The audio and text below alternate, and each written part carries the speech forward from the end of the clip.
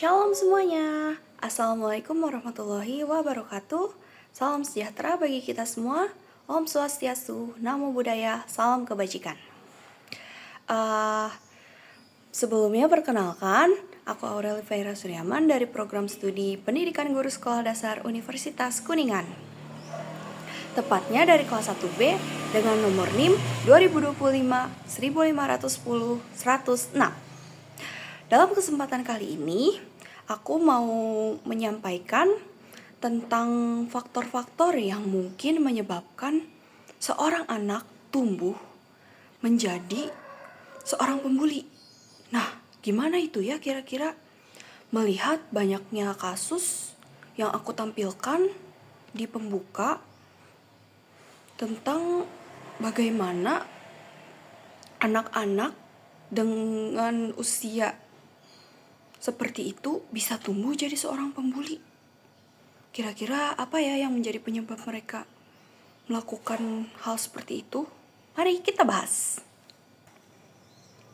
Jadi teman-teman, dalam psikologi ada beberapa ahli yang mengemukakan teori-teori tentang bagaimana perkembangan psikologi seorang anak.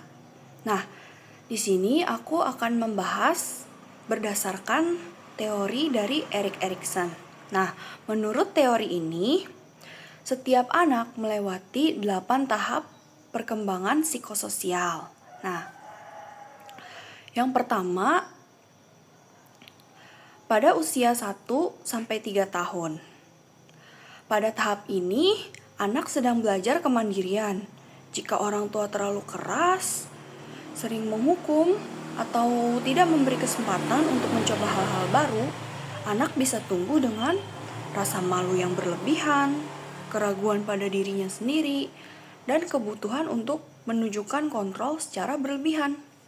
Dampaknya, saat dia tumbuh, anak mungkin membuli untuk merasakan kendali kekuatan yang sebelumnya tidak ia miliki.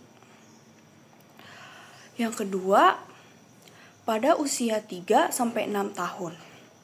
Di usia ini, anak mulai mengambil inisiatif, bermain, bertanya, mencoba memimpin.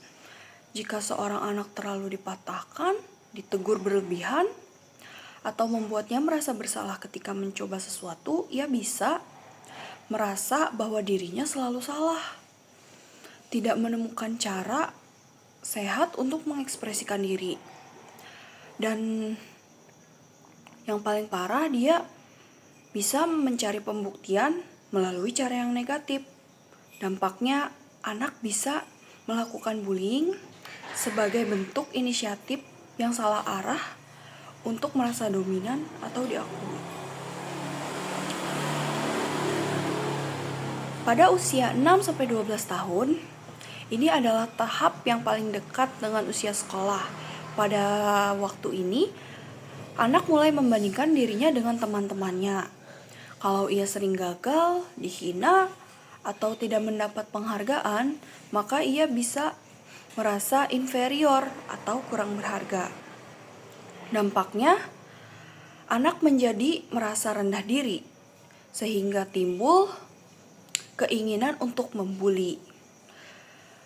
Karena untuk menutupi rasa tidak percaya dirinya, mencari perhatian, merasa lebih hebat dari orang lain. Ini adalah bentuk kompensasi dari rasa tidak mampu. Pada tahap selanjutnya, di usia 12-18 tahun, ini adalah masa remaja di mana anak akan mulai mencari identitas diri. Jika ia tidak mendapat jati dirinya, tidak mendapat dukungan dari lingkungan sekitar, atau berada dalam kelompok pertemanan negatif, maka dampak baginya adalah mencari identitas lewat tindakan yang agresif, seperti mungkin mengikuti tawuran atau kegiatan-kegiatan negatif lainnya. Atau dia juga bisa mulai ikut membuli agar dia bisa diterima oleh sebuah kelompok.